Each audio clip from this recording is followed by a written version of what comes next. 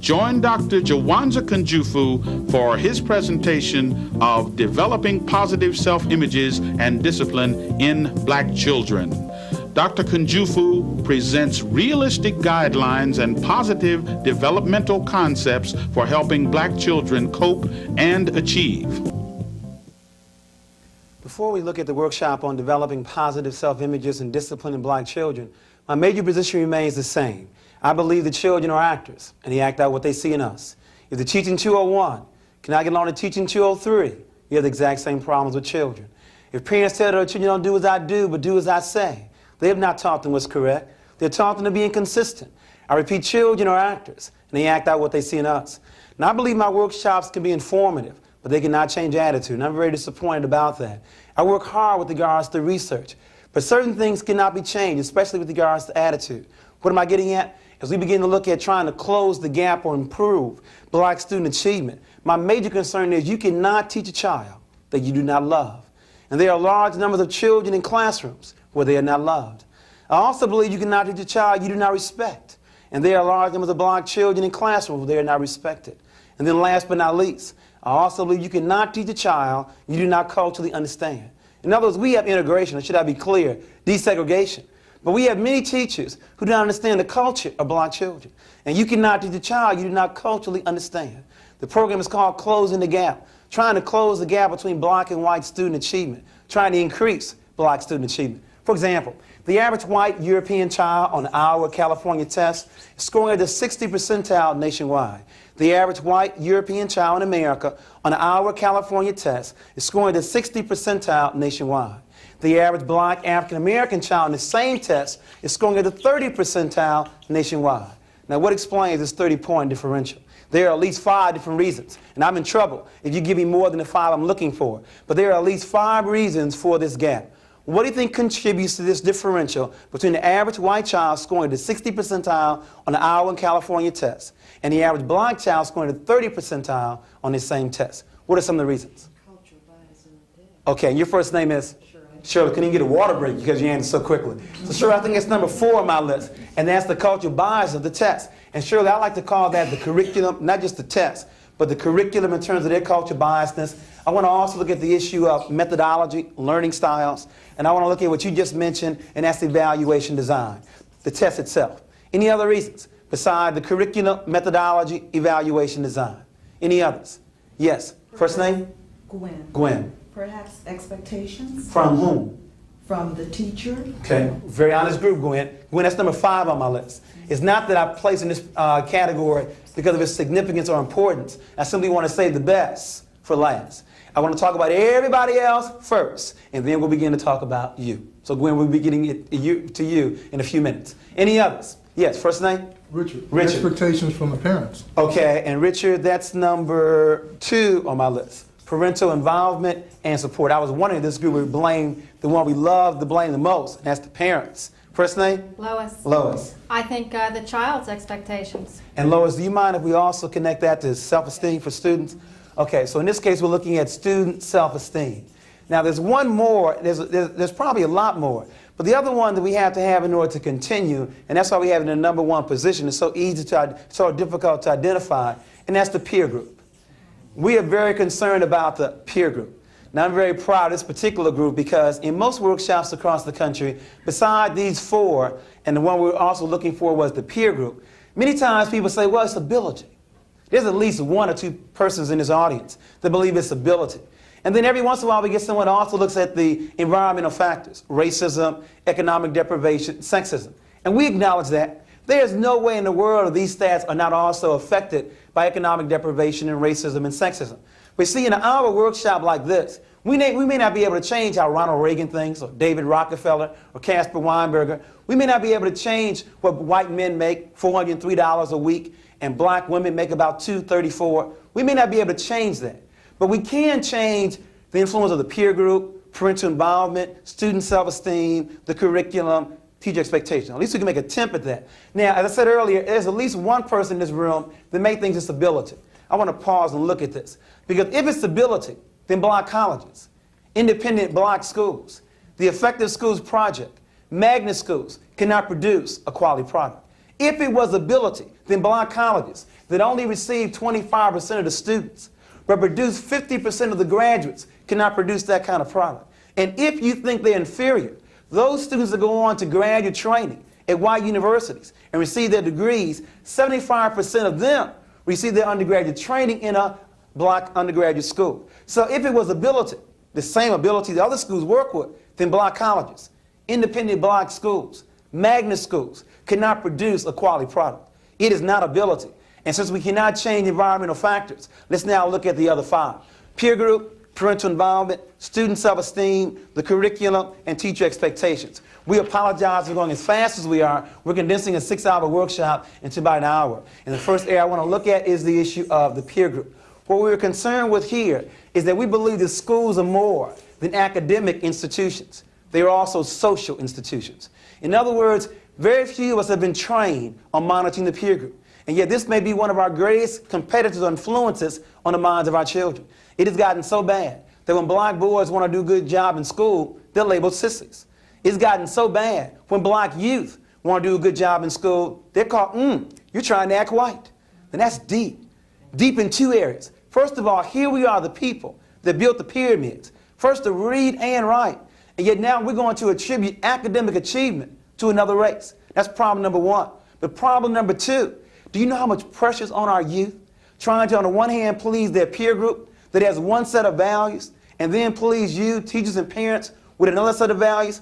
A tremendous amount of pressure is on them. And we have to begin to understand that pressure. We were very much concerned about the Jackie Robinson syndrome. In other words, in the class of 30, we'll have our 1 or 2 black students in our gifted and talented programs, our honors programs, our AP programs. In other words, the Jackie Robinson syndrome all over again. In other words, we're going to take our 1 or 2 top black students and put them in the class of 30 students. Do you know what it's like being the Jackie Robinson of the class? And your peer group teasing you for being in there, and you have to be the only 1 or 2 in that kind of class? There are some other school districts who are trying to close the gap that realize if they want to increase the odds, stabilize black student achievement, 1 or 2 is not enough. In other words, some schools are now looking at, let's say, having 10 to 15 students in that kind of setting. So they can reinforce it not just academically, but also socially. Again, a tremendous amount of pressure, being the only 1 or 2 in the class. And you know what, some insensitive teachers in a setting like this, when they have to discuss a black issue, they ask the black child, well, what do you think about that? Do you know what it's like being the only black child, having to be the authority on all black issues, and you don't want to be black, no way, no how? A tremendous amount of pressure. So if we want to increase the odds, we have to increase the number of students in those classes, because schools are more than academic institutions. They are also social institutions as well, and we have to begin to look at that. We also believe that competition is healthy. In other words, we are very much concerned that many of our children are shying away from academic competition, and they are very much involved in athletic competition. In other words, we believe that competition is healthy. We believe it sharpens your skills. We believe that there's a psychology of performance, or let's be clear, the fear of failure. Many black youth are afraid of competing in academic activities and more confident in athletic activities. And what's sad is many schools allow it, not just in 9th grade. As early as 4th and 5th grade, we have many black youth shying away from academic competition and more involved in athletic competition. As I said earlier, we believe that competition sharpens your skills. And we believe that our youth need to be involved in both of these 2 particular areas. In other words, in integrated schools, not desegregated, in integrated schools, these principals have told me, if I have a 50-50 black-white school, then I don't want a 100% black basketball team and a 100% white science fair team or white debate team. And if it means going the extra step, like the Boston Celtics, to get some white ball players, I'm going to do that. If it means going the extra step to get some black students in debate and science fairs, I'm going to do that. Because they are committed to having students involved in both academic and athletic competition. Because it sharpens your skills. And we are concerned about that. In other words, let's move away from the varsity approach to academics, where you only have the top 1 or 2 students representing the school. We believe in the intramural approach. We believe in a class of 30 students, let's have 6 teams of 5 players. Let's have everyone involved in athletics. Let's have everyone involved in academics, because competition sharpens the skills. But you know what's sad? Even schools give more glory to their ball players than their scholars. In other words, for the basketball winners, they get these big trophies. For the debate team, they get these little certificates. Where the pep rallies for the honor roll. In other words, we give them to the basketball team, but why not to the academic scholars and achievers as well? In other words, we are illustrating where our priorities are. We want to change that priority. We've got to find ways to infiltrate the peer group, to get them all involved in both academic and athletic competition. Some other ideas on this. The University of Michigan did a study when you and I were growing up, and they wanted to find out what was a major influence on children. The University of Michigan reports in 1950 that the greatest influence on children was the home, followed closely by school, then church, then peer group, then television.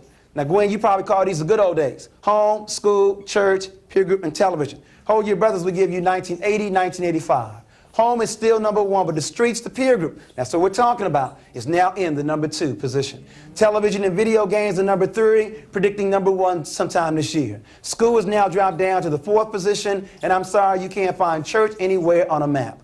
A whole lot has happened in 30 years. I want to again pause and look at the peer group, your greatest source of competition. In other words, the power of the peer group is because they look like each other. You will always emulate those people that look like you. What am I getting at? To connect it to the classroom? I became a writer to make sure I'm not misquoted.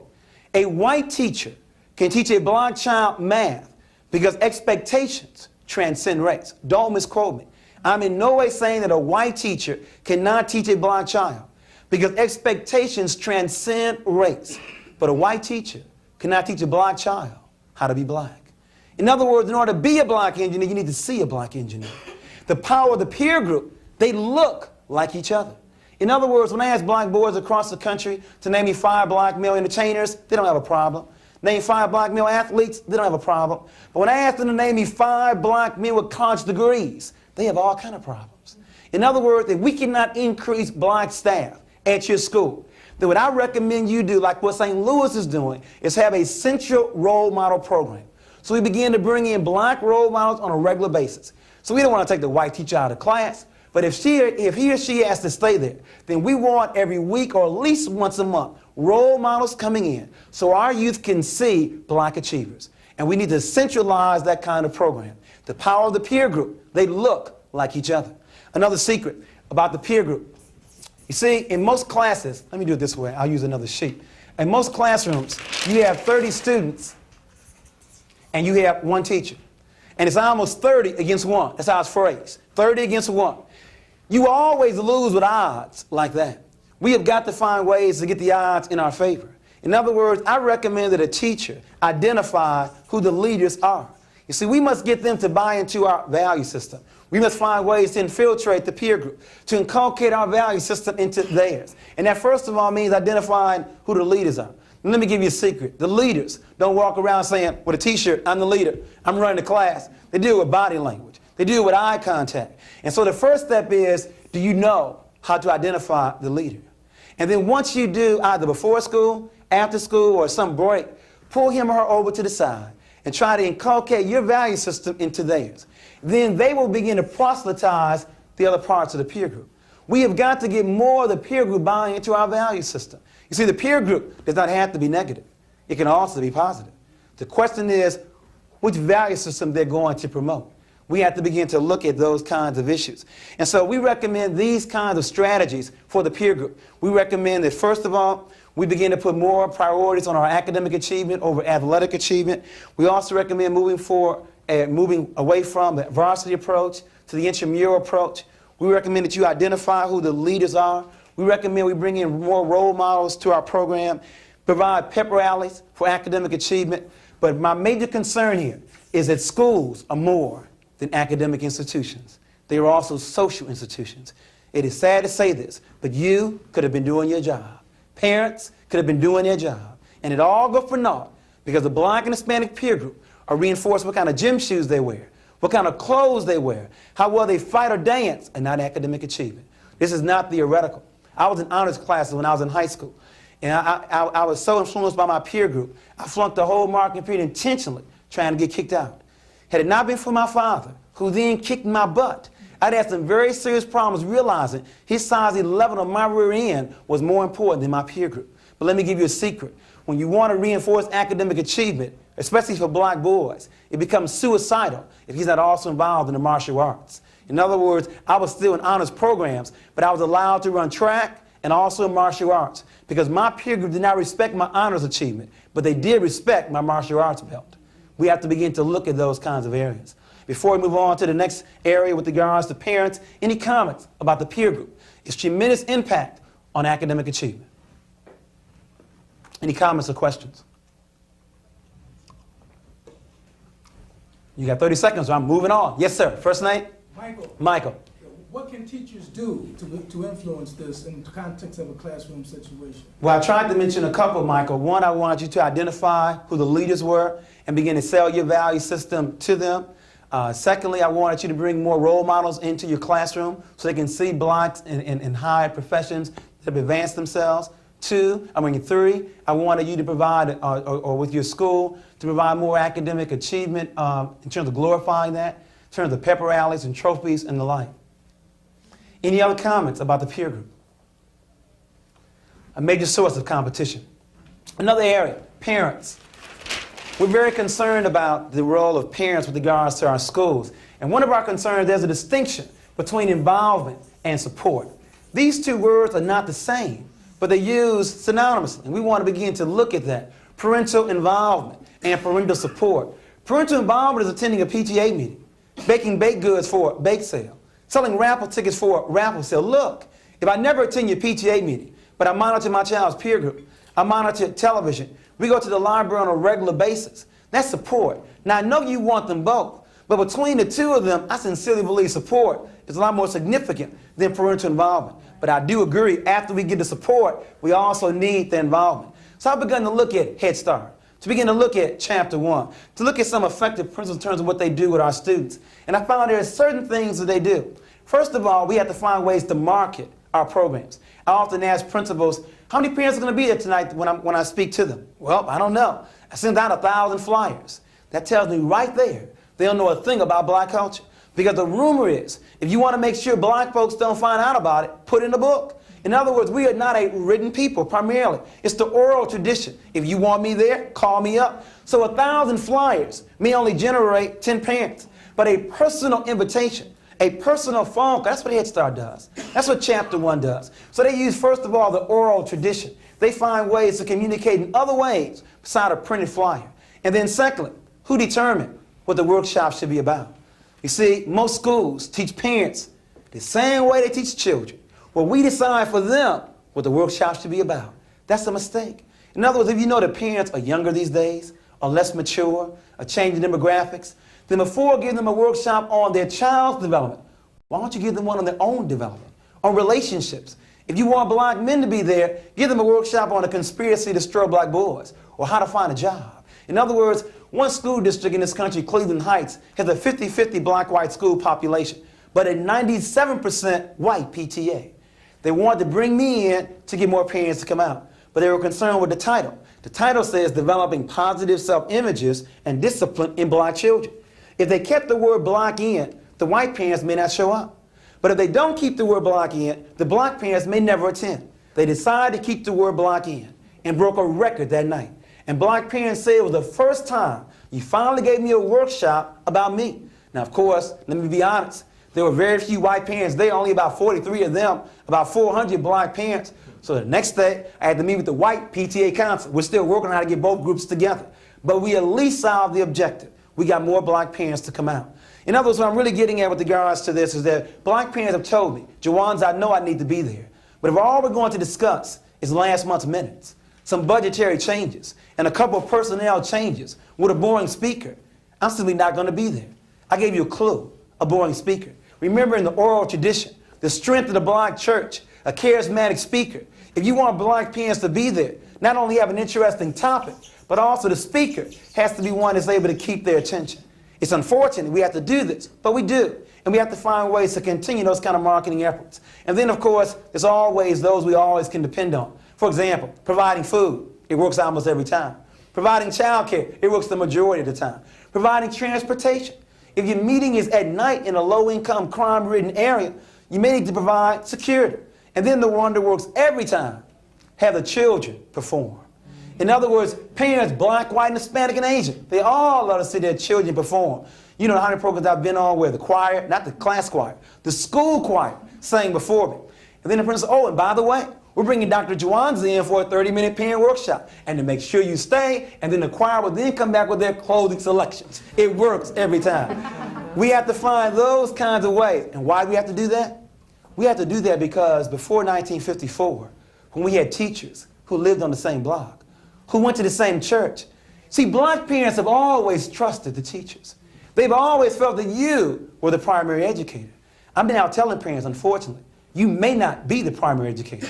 You may not know what's best for their children. A little later on, we're going to discuss on the conspiracy to destroy black boys, the black children are 17% of all children in this country, but they're 41% of all the special ed children. Now, 17 doesn't equal 41. And it gets worse. If a black child's going to be labeled EMR, LD, BD, 85% of the time, it's going to be a black boy.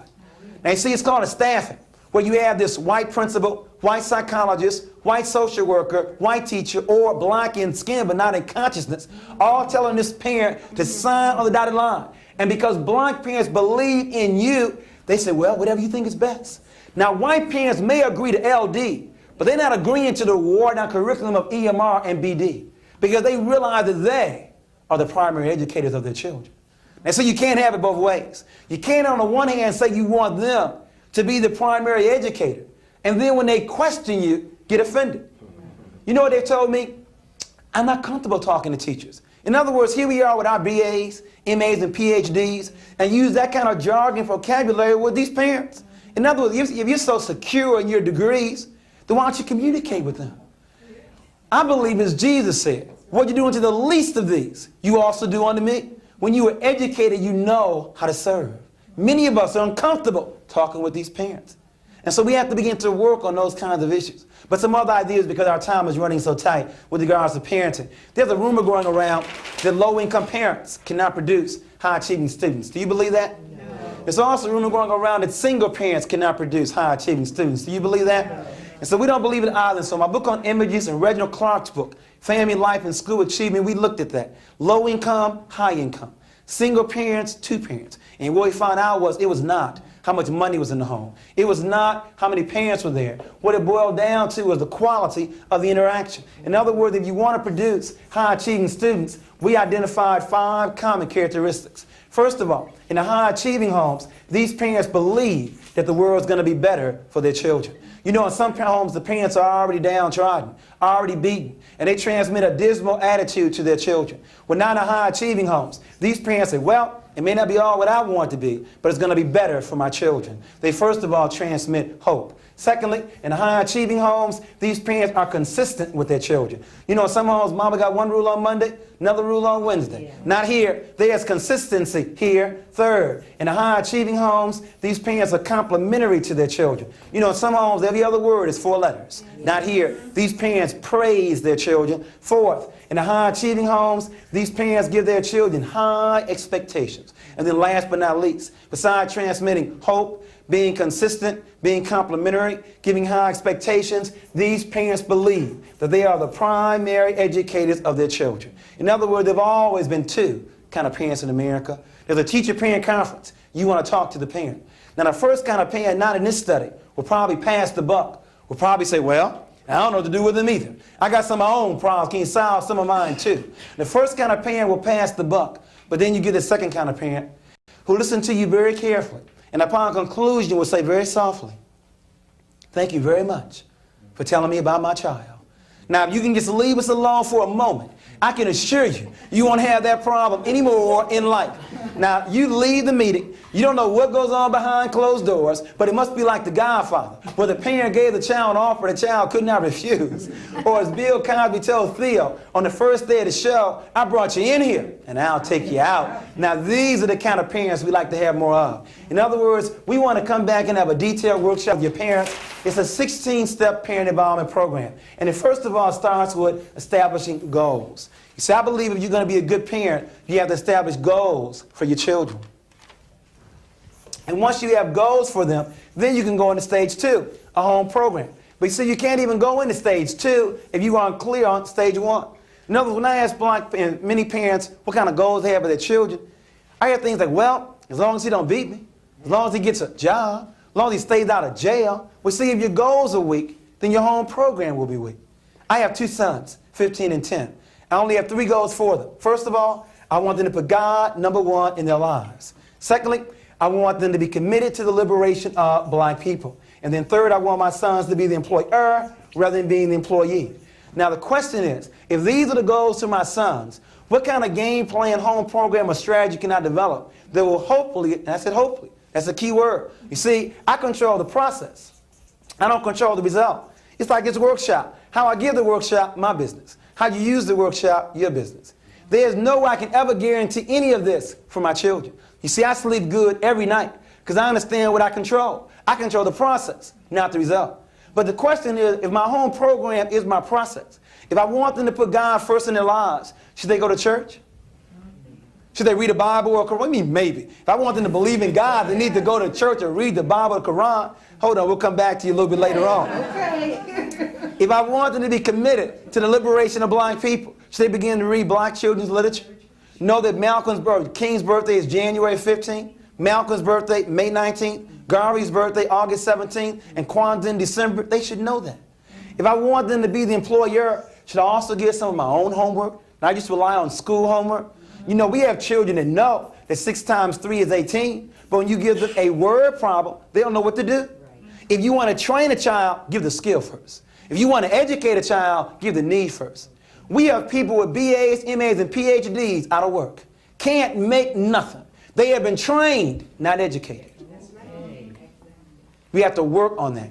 So these are just some of the kinds of ideas we want to share with you with regards to parenting. That we want them to believe they're the primary educator. And that means you have got to share some of the power. In other words, we can't on the one hand say we want them to be the primary educator, and then when they begin to question us, use our authority over them. In other words, it should be a 50-50 proposition with regards to this child's development. Any comments about parenting, the role it plays with regards to our students' achievement? Yes, is it Gwen? Gwen, Right. in terms of helping parents with parenting skills, what do you recommend? You mentioned being where the parents are, and parents are getting younger. I'm thinking again in terms of parenting skills, where you, let's say that you are in an urban setting and you have many young parents, and they don't seem to know which end is up. You talk about process. And see, that's my point. 2 things. One, I don't believe that there's not a parent in this country that does not want the best for their child. I sincerely believe that. But I also believe that before you deal with child development, you have to deal with self-development. When those parents that are 13, 16, 19, 21 and the like, they have not found themselves yet. And so before giving them a workshop on child development, we have to work with them on their own self-esteem, on their own relationship, on how to find a job. So I believe many times we have not asked them what kind of workshops they are interested in. And Head Start is more successful because they ask the parents what they need, rather than us deciding for them what they should have. Okay? Let me go on because of our time. Let me move to the third area, and that's one of my favorites, and that's the issue of student self-esteem. I sincerely believe that education is more than reading, more than writing, is more than math. It should first of all teach our children who they are. You see, if you don't know who you are, then you will not know what to do with your life. And if you don't know what to do with it, then you won't know how to achieve your goals. So Alex Haley raised the question of who am I? And he asked his mother, father, aunts, and his uncles who he was. Some people told Alex they were Negro. Some told Haley they were colored. Others told Alex they were black. Some said they were Afro-American. Some told Alex they were African. And lastly, some said American. Now, we have the only children and some adults that give 6 different answers to a very simple question like, who am I? Again, you cannot teach a child that is, first of all, not know who he is. It's more important than reading, math, and science. So we began to ask ourselves, why do Germans call themselves Germans? Why do Chinese call themselves Chinese? And we were told there's a land called Germany. There's a land called China. So let's go back to a world map. Germans are Germans, land called Germany. Chinese are Chinese, land called China. Let's go to a world map. Is there a place in the world called Negro land? What about color land? What about black land? What about Afro-America land? There's only two answers left, Africa and America. But be honest, what comes to most of our children's mind when they hear the word Africa? Tarzan? Running around, no clothes on? Be honest. And what about America? Red, white, and blue and apple pie? That's because this word right here, which is nothing but his story. You didn't know that? It's all history is. It's somebody's story. You know what I'm talking about. Columbus didn't discover America. He was lost. And the end discovered him. And Abraham Lincoln didn't free any slaves. Or another way to look at it, my story is very, very close to the word mystery. And I want to clear up a couple of mysteries right now. The book is titled Great People, Past and Present. What happened to a people that built the pyramids and yet now live in projects? What happened? What happened to a people that were the first to read and write using a term called hieroglyphics and yet now can no longer read or write? In essence, what happened to a people in terms of Egypt? It's amazing. King Tut came to America and we didn't realize that King Tut was one of us. Somebody mysteriously took Egypt out of Africa and placed it in the Middle East. Now, how do you take a country out of a continent and then call it something else? As a result, we didn't realize that Egypt is in Africa. Egyptians are Africans, and we were the ones that built those pyramids. But my new history book, Lessons from History, Celebration in Blackness, for elementary, and there's also one for high school. You see, we are concerned about some issues here. The first one being, where do you start? You see, we have found that many black youth are embarrassed talking about the history. The Jews, now about the Holocaust, but us about slavery. I think one reason is where you start. The law says where you start will determine where you end up. Now, where do you want to start our children? If they started in 1619, they start on a plantation. That means they'll probably end up in a ghetto. But if you start 4 million years ago on a pyramid, they end up being free. Now, where do you want to start? On a plantation or on a pyramid? Because depending upon where you start will determine where they end up. Our first problem is we've been starting in the wrong place. And you cannot discuss 4 million years in 28 days. Black History Month. Now, I'm glad we got the month. It used to be a week. But you can't discuss 4 million years in 28 days. It's simply not enough time. And then the other issue, what are we going to discuss? You see, if all we're going to discuss are names and dates and events, then you can do that in about 28 days. When was King born? 29. When did he go to D.C.? 63. When did he get the Nobel Prize? 64. When did he die? 68. That would never change. But if you want to make it relevant, you connect the past with the present and with the future. In other words, what were our mistakes? Because the mistakes you want to avoid. And the strengths you want to reinforce. I'll say it clearly. Those that don't know their history, don't know their mistakes, are destined to repeat it over and over and over and over again. Our children need to know their story. And it did not start here. And it should be more than just names and dates and events. But let me calm down and go on. There's still two answers left, Africa and America. But there's a tremendous difference between who you are and where you're born. My hometown, Chicago, the ex-mayor, Daley. If you had asked Daley where he was born, he'd have said he was born in the USA. But ask Daley who he was. Ask him where his roots are. And he'd say his roots are in Ireland. Next stop, East Coast, Philadelphia. The ex-mayor there, Rizzo. If you ask Rizzo where he was born, he too would say the USA. But ask Rizzo who he is. Ask him where his roots are. And he'd say his roots are in Italy. But I think you know what I'm talking about. You and your husband, you and your wife are traveling across the world, and you're pregnant, and you gave birth to a child in Russia. Would your son or daughter be Russian? You're not sure? Next stop, China. And you gave birth to a child in China. Would your son or daughter be Chinese? Hold on. You still not sure? Suppose you gave birth to a child in an airplane in the middle of no place. What are you going to call your child then? Delta Airlines or United Airlines? Just because you're born in America doesn't make you an American. If someone asks you where you're born in America. But if someone asks you who you are, where your roots are, you either say African American or European American or Mexican American, but the who always comes first. Education is more than reading. It should first of all teach you who you are. But you know what else it should teach you? It should make you feel good about yourself. Now the question is, what makes you feel good about yourself? What gives you strong self-esteem? Well, we believe first, your relationship with God. Second, unconditional love from your parents. Third, high expectations from teachers. Fourth, feeling good about your race, color of your skin, and texture of your hair. And lastly, knowing where your talents are. Because of time, I want to look at this one, the issue of race. There's a rumor going around that some of us, hopefully not in this room, are still using terms like good hair. And that to me is deep. You see, if you know what good hair is, then you must know what bad hair is. If you know what pretty eyes are, you must know what ugly eyes are. That's dialectic, the law of opposites. Our bestseller for children is called Colors Around Me. We believe that our children come in all different colors. But no matter what color they are beautiful just the way they are. Now, what I've noticed speaking to the primary grade children across the country, they clap for all of them. So the Emily is brown like chocolate cake and very pretty. And Robbie is red like cinnamon rolls and very handsome. The primary grades clap for all the children. But the upper grade laugh at Michael, who's black like licorice candy. And they also laugh at Joseph, who's black like ebony wood. Now, you would think that the older our children are, the greater self-esteem would be. But exactly the opposite. And my question to you, what is it about America's images where the longer these children live here, the less they feel about themselves? And remember, Renee is golden like a peach. And the upper grade clap for Renee, and they laugh at Joseph. Well, the reason is very simple. We allow somebody else to define for us what beauty is. If America defines beauty as light skin, long hair, and blue eyes as beautiful, haven't they told you what ugly is? It must be the exact opposite. It must be dark skin, short hair, and broad features. Once you know what is, you automatically know what's not. But you know what's amazing? When I was in Florida, I found Europeans trying their best to run down to Florida to get a suntan to look like us. And then I found us running home with Noxzema and cream trying to look like them. You didn't know that racism is a sign of insecurity?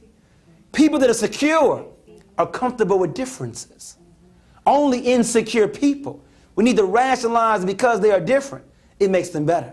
But let me tease you one step further. It's the first day of school, and Renee comes walking to your classroom with her pretty dress on, her hair floating in the wind. And like all little boys, Joseph comes in behind her. But on this day of accident, on his way to school, did not make it to the executive room in time. Now, do you sincerely believe that Joseph can learn as much as Renee? If you don't, you aren't fit to teach our children. There are teachers who believe that Renee is smarter than Joseph. And when they believe that, she just becomes smarter than Joseph. Do you know how many black women, even in this room, can't swim? Afraid their hair's gonna go back? Go back to where? Where you afraid of it going back to? This is deep. Do you think that what happened in slavery is over? Read Peculiar Institution by Kenneth Stamps, the slave-making process. We have to work on those kinds of issues. Before we go into our next workshop on curriculum, any comments about student self-esteem, the role it plays in academic achievement? I believe you cannot do a good job in school if you don't like the way you look.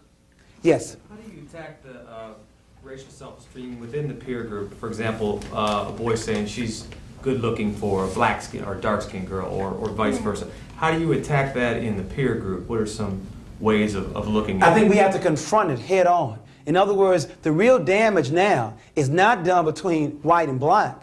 It's done among the black peer group, black adults as well. And so we have to confront that. We have to show them the beauty and strengths of their color. In other words, we don't have time to discuss this afternoon, but what are the benefits of dark skin?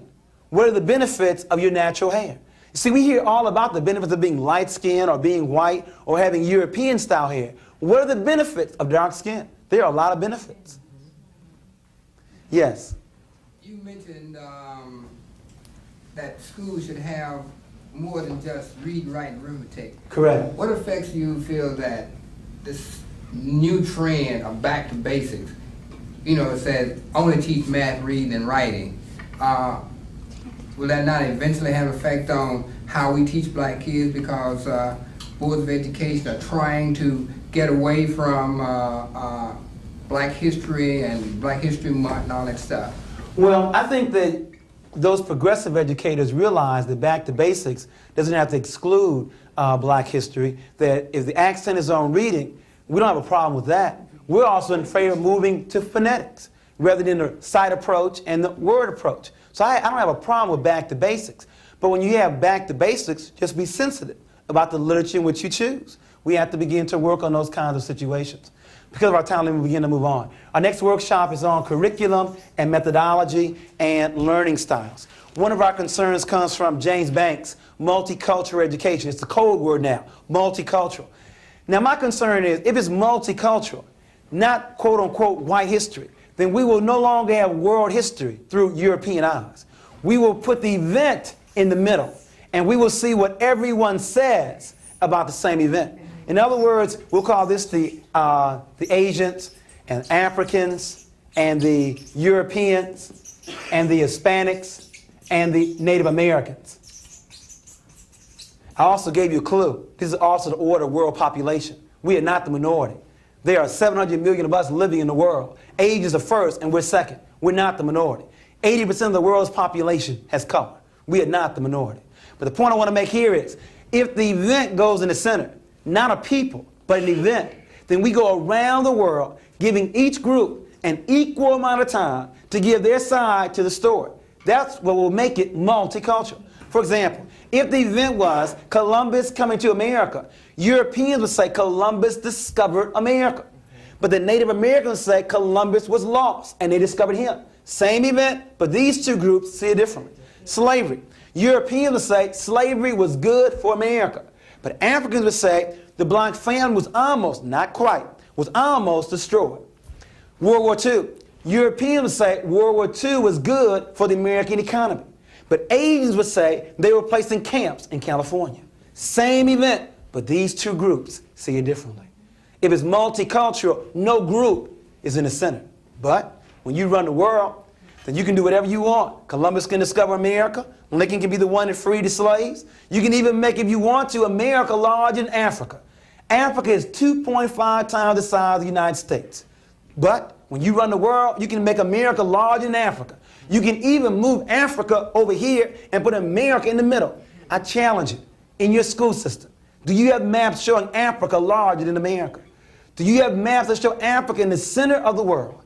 That's exactly where it is. A multicultural education. But beyond content, let's also look at learning styles.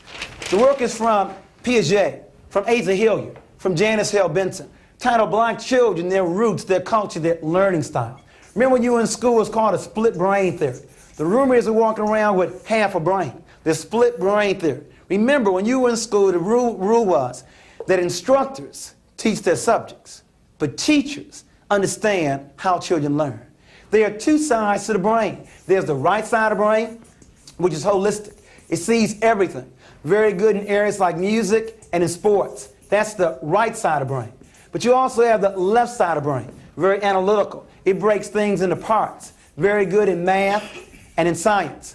Now, it has been said in some private academic circles that people of color are better on the right side of the brain, and that people that lack color are better on the left side of the brain. Now, my question to you, did God go to sleep with black folks on the left, but wake up on their right? Did God wake up with Europeans on their left, but go back to sleep on their right? And before you answer, please remember, 86% of the NBA, National Basketball Association, starters are black. But only 1% of the engineers in this country are black. And isn't it true that all black folks can dance? That we all got rhythm? Is it physical or is it cultural? Come on now. Can't hear you. Cultural. Cultural? Now, I agree with you, Terry, but our children don't. Our children believe, I could probably ask anyone here in Cincinnati in terms of the youth to go one-on-one with any white boy on a basketball court, they'd have no problems. But will be scared stiff in the laboratory. I believe as you do. I believe it's cultural. But our children believe they have a better chance of doing well on the right side of the brain. You see, my concern is that you do most will be that you do best. But more importantly, that you are allowed to do. We've always been encouraged to sing and dance and play basketball, but not to become involved in math and science. But remember, there are 5 ways to communicate an idea in a classroom. And those 5 are written, which is left brain, oral stories, right brain, pictures, right brain, fine arts, right brain, and artifacts, right brain. There are 5 ways to communicate an idea in a classroom. Most schools use an exclusive left brain methodology and a left brain test with large numbers of right brain thinking children. A tremendous tragedy. There are 2 ways to learn, left and right side of the brain. Now here's the way the exercises go. If you want a left brain lesson plan, it goes like this. Read the definition. Write the definition. Purely left brain. Read it and write it. If you want to go from left, not to right, but left to whole brain, using both sides, read the definition and then draw what you think you just read. Then you'd have to integrate the left and right side of the brain. You know we have people in this room with BAs, MAs, and PhDs, still drawing with stick figures, still drawing like 4th graders. It's not your fault. When you were in school, they belittled the right side of the brain. Let me give you a homework assignment. I want you to develop a right brain lesson plan and then evaluate it with a right brain instrument. We have got to find ways to meet our children where they are. They have a strength that we have not been using. And I wish we could have a lot more time on this major area of learning styles. But because of our time, we're now down to about 5 or 7 minutes. I want to now move into the best for last. I want to now look at teacher expectations. I want to now talk about you. I'm now quoting from the work of Wilbur Brookover and Ron Edmonds. They wanted to find out what was the major reason for academic achievement. I am proud to report third, not number one, is the student's socio-economic background. Some of us still keep believing, well, how much money is in the home? How many parents are there? It is not number one. It is third on the list. The second is the school per pupil expenditure. Some of us still keep believing, well, what color is the school bus? How thick is the carpet? Well, that is also not number one. How much money is in the school or in the home has never been number one. Number one has never changed. Number one remains teacher expectations. Tuscaloosa, Alabama, 1920. One-room school shack, 40 students. The roof was leaking. Only 2 books, and all 40 students learned. Beyond Piaget, beyond Montessori, beyond Glasser, beyond Goodlad, education boils down to one word and one word only. Do you believe that our children can learn? That seems very simple. The key word is expectations. You know the program. It's called TESSA.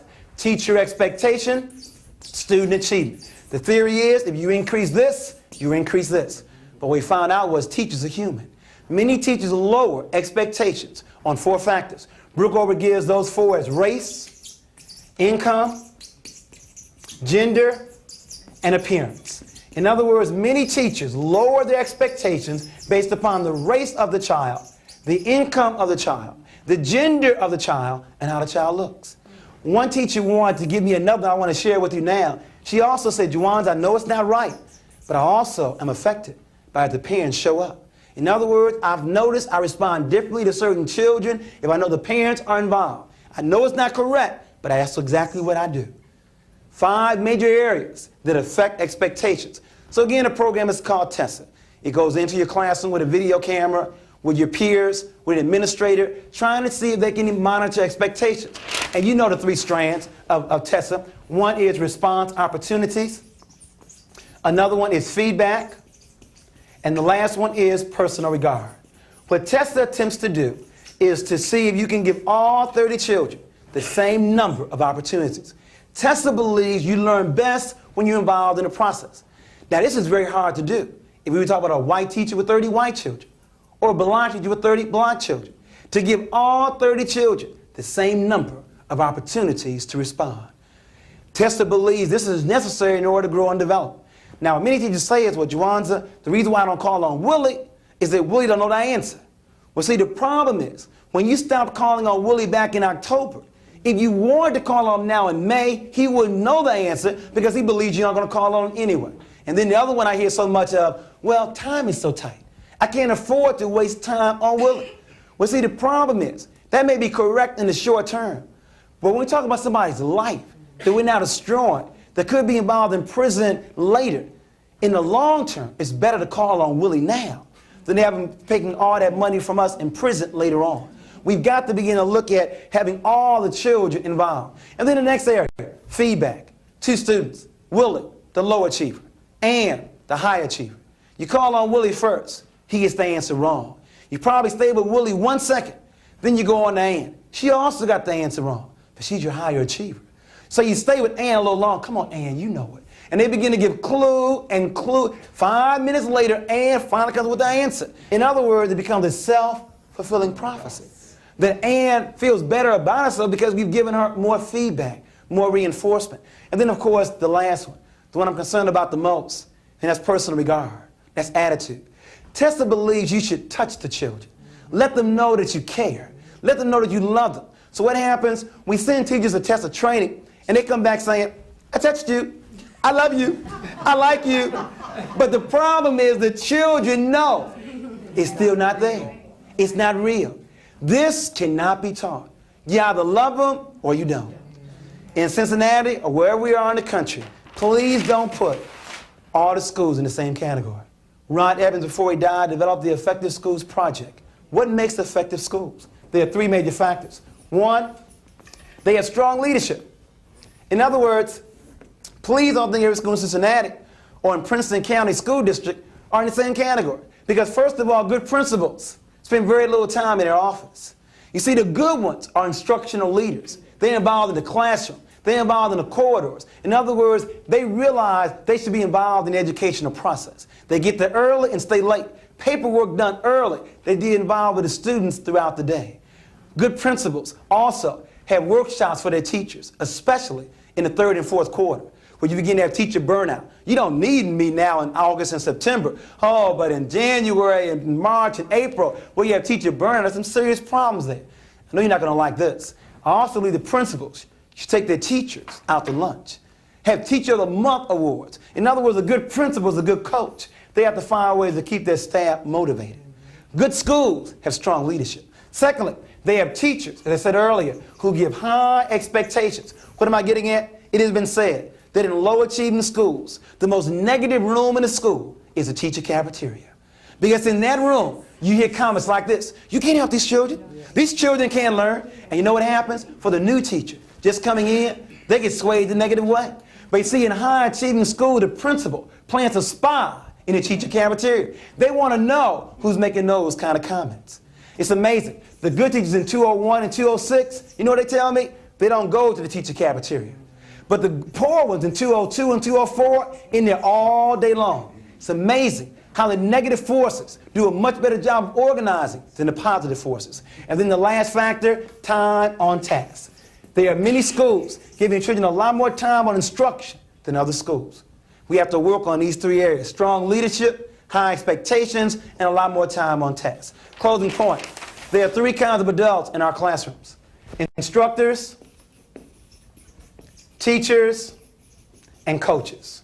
We have a lot more instructors than we do teachers. Let me define terms. An instructor means just that. I teach chemistry, teach geometry.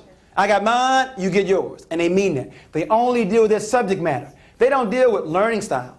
They don't deal with motivation, self-esteem. It's not in that job description. I got mine, you get yours. Now, you know what's sad? With a high dropout rate, we have a lot more instructors in the upper grades than we need to.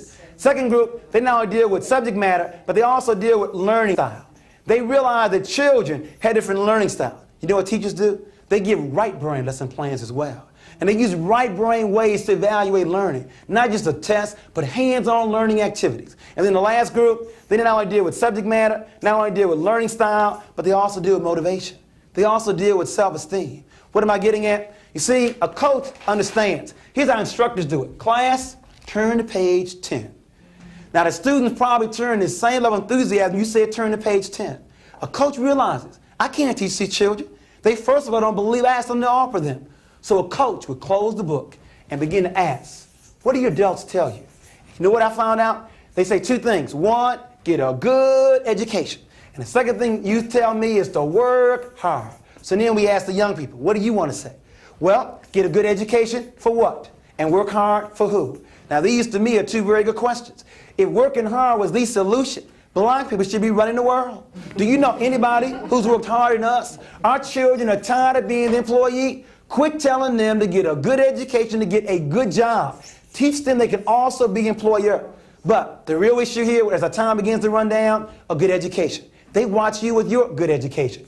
But many of us work a J-O-B. Now, if all the good education got you was a J-O-B that you don't like, that means they never end up living for T-G-I-F, money. Now, if all you have to do is motivate them with some money, our children are sharp. There are other ways to make this besides a good education, with the four main sources being drugs, sports, music, and crime. You are not going to motivate black youth if all you have to offer them is money. Closing point, the issue is not money. The issue is talents. You didn't know? I'm at work right now. You see, if you have a job, you watch the clock all day long. But if you have a career, then you know where your talents are. And you love what you do so much, you'd be willing to do it for free. But because you do it so well, you get paid for it. Last question. I want all the instructors to raise their hands. I want all the teachers to raise their hands. I want all the coaches to raise their hands. Very good. Thank you very much. Give yourselves a strong round of applause.